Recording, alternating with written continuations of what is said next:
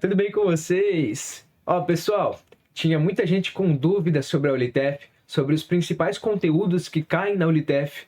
Então hoje eu vou tentar passar de forma resumida como um pedido de ajuda, de socorro para quem ainda não conseguiu estudar direitinho. Vamos explicar os investimentos que estão dentro de renda fixa e alguns investimentos que estão dentro de renda variável. Vou falar sobre FGC. Presta atenção, guarda esse termo na sua cabeça. FGC. Vou te dar uma dica de como é que você resolve as questões mais rápido na Olitef. E no quinto ponto, eu vou te deixar uma surpresa no final do vídeo. Presta bem atenção e fica aqui comigo se você quiser a sua aprovação na Olitef. Presta atenção. Vamos começar? Primeira coisa, renda fixa e renda variável. Você precisa entender que existem dois tipos de investimento, basicamente. Os de investimentos de renda fixa e os investimentos de renda variável.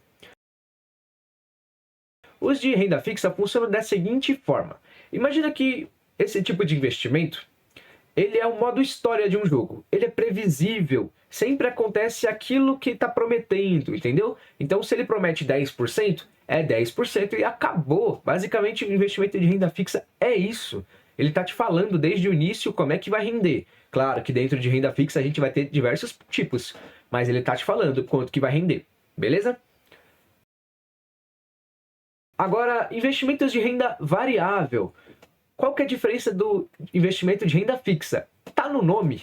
Variável, ele varia. O fixo, ele é ali, igual pedra. Variável, ele vai variando. Ele pode tanto subir quanto descer. Lembra da analogia do jogo? O de renda fixa, ele é aquele modo história. Já o de renda variável, ele vai ser o modo online. Cara, vai ter diferentes níveis, diferentes dificuldades, diferentes estratégias para você analisar. E ele não fala qual que é a rentabilidade que vai dar no final do percurso. Basicamente é isso. Agora, a gente vai falar sobre o tripé do Tesouro Direto.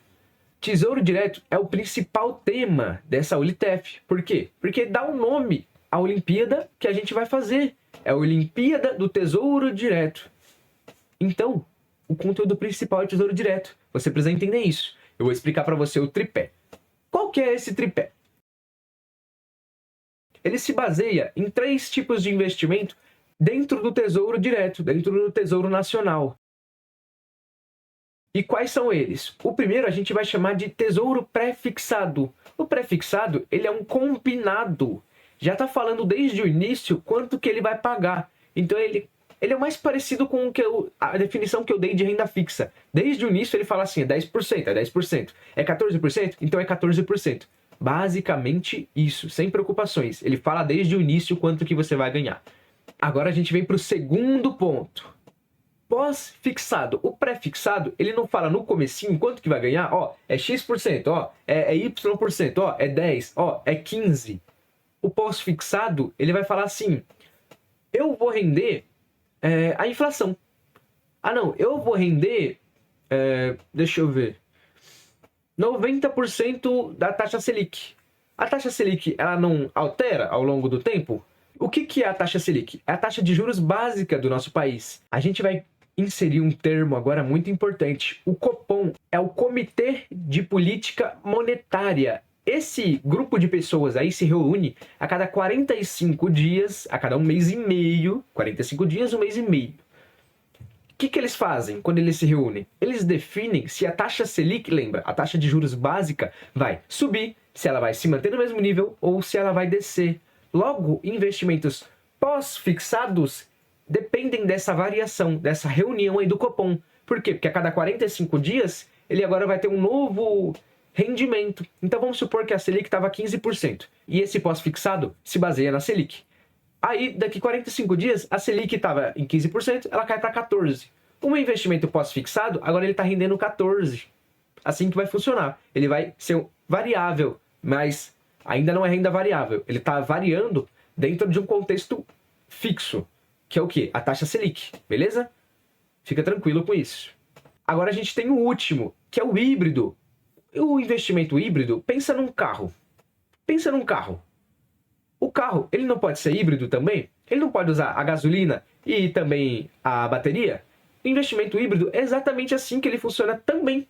Ele pode ser pré-fixado, mas o pós-fixado. Ele é os dois ao mesmo tempo, por isso que ele é híbrido. Ele usa bateria e ele usa gasolina. Então ele vai usar uma taxa fixa e ele vai usar uma taxa variável que está ainda dentro da renda fixa. Taxa variável, não confunde com renda variável. A taxa Selic é uma taxa variável, porque ela varia. Ela pode estar 15, ela pode estar 20, ela pode estar 30, ela pode estar 1. Agora, a renda variável é outra coisa que a gente ainda vai falar depois. Fica com isso na cabeça. É uma dica. Tem pegadinha aí. Tem pegadinha. Verifica suas questões. Analisa o contexto para ver se você não está falando de taxa variável ou renda variável. Presta atenção. E aí, como é que vai acontecer? Se você olhar lá, o terceiro dos três principais, lembrando, pré-fixado, o pós-fixado, que a gente chama de Selic, e agora o híbrido. Esse híbrido a gente vai chamar de IPCA+. Ele vai render o IPCA, que é o índice da inflação, basicamente a inflação. Então, se a inflação está 5%, ele rende 5%. Prestou atenção no nome? IPCA+. Ele tem um maisinho no final do nome dele. Aonde que vai entrar esse mais? Vai ser para adicionar uma taxa fixa. Exemplo, IPCA+. Vamos falar que a inflação está 5%. Vai ser 5% mais 10%, por exemplo. Esses 10% eu só joguei. Podia ser 14%, podia ser 7%, podia ser 3%, podia ser 1%, podia ser, sei lá, 0,3%. Pode ser ao mês, pode ser ao ano. Então, relembrando, os três principais são, pode ser que caia na sua prova essa pergunta. Quais são os principais títulos do Tesouro Direto? São eles, o pré-fixado, o pós-fixado e o Selic IPCA+. Guarda isso na sua cabeça. Vamos falar agora do FGC. FGC é uma sigla, significa Fundo Garantidor de Crédito. E por que você tem que saber sobre isso? Primeiramente, quando você for investir, você vai usar o FGC e na sua prova aí vai cair o FGC também. Pode ser que caia, pode ser que não caia, mas é interessante você saber o conceito. Talvez te ajude a eliminar algumas alternativas. Pega essa dica. Alguns conceitos te ajudam a eliminar alternativas. Eu mesmo eliminei 12 alternativas ao longo da prova só por saber esse conceito. Então presta atenção. E para que ele serve, esse FGC? Esse FGC, como eu falei, é um fundo garantidor de crédito. Então vamos supor que você investiu em algum banco a partir de um CDB, de um LCI ou de um LCA, e esse banco quebrou. Quem é que vai te ressarcir? Quem é que vai te dar o seu dinheiro de volta? Afinal, era um investimento de renda fixa. Não era para ser garantido? Não era para ter uma garantia? Não era para ser o modo história do jogo? Quebrou? E aí, como é que vai funcionar? Quem é que vai pagar? É justamente esse FGC. Esse FGC, esse Fundo Garantidor de Crédito, ele vai segurar você até R$250 mil. Presta atenção. Por banco e por CPF. Presta atenção. CPF, você não tem um só? Pronto. Então vamos trocar a palavra CPF por pessoa. Você não é uma única pessoa? Acabou. Agora por banco. Você pode ter mais de um banco? Pode. Eu posso investir no Inter, e posso investir no Nubank, e posso investir no C6, e posso investir no Santander ao mesmo tempo. A questão é, dentro de cada um, não pode exceder R$250 mil investidos. Por quê? Porque senão, dentro desses bancos aí, se exceder em cada um 250 mil, eu não estou mais coberto pelo FGC. Quer um exemplo agora? Eu tenho o Nubank e tenho o Inter. Dentro do Nubank, eu tenho R$250 mil. Dentro do Inter, eu tenho outros 250 mil. Eu estou coberto pelo FGC? Aí vai a pergunta. Responde você, eu estou coberto sim ou não? A resposta é, eu estou coberto sim. Por quê? Eu tenho até 250 mil no Inter e até 250 mil no Nubank. O que eu não posso é ter mais de 250 mil em qualquer um desses bancos. Vamos supor que eu tenha 250 mil aqui e 300 mil aqui. No banco A e no banco B. Se eu tenho até 250 mil no banco A, eu estou 100% coberto. Mas no banco B eu estou com 300 mil.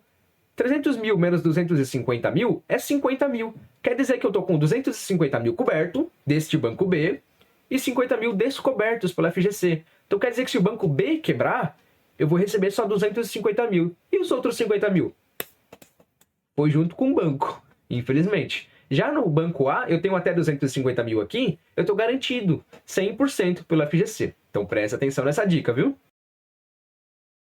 E os títulos do Tesouro Nacional, eles estão cobertos pelo FGC?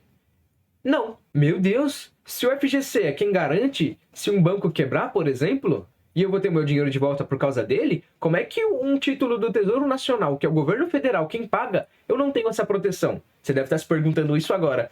A questão é, esses títulos do Tesouro Nacional, eles não têm FGC Porque eles não precisam. O governo, ele pode imprimir dinheiro. Ah, mas gera inflação. Beleza, mas ele consegue imprimir dinheiro.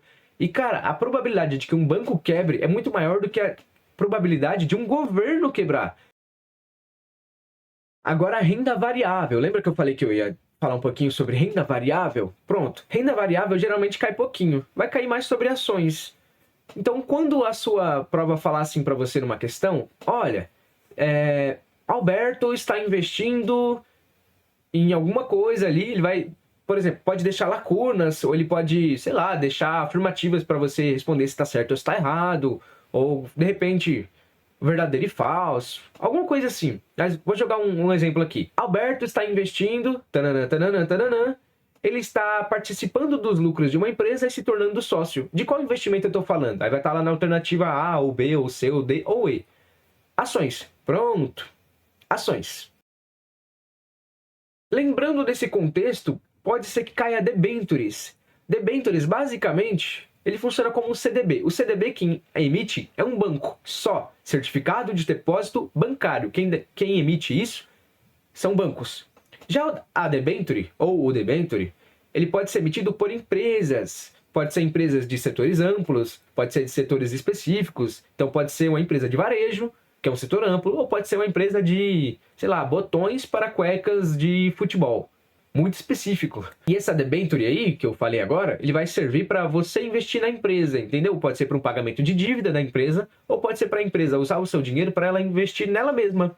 Funciona assim. Então, o Alberto está investindo em algum título ou em algum investimento que está relacionado ao pagamento de dívida de uma empresa, ou de repente está investindo numa empresa no setor mais amplo. E, sei lá, o Pedro está investindo em participações de uma empresa. Quais seriam as alternativas corretas? Seria debentures e ações. Basicamente isso. Não tem muita dificuldade. Agora preste atenção.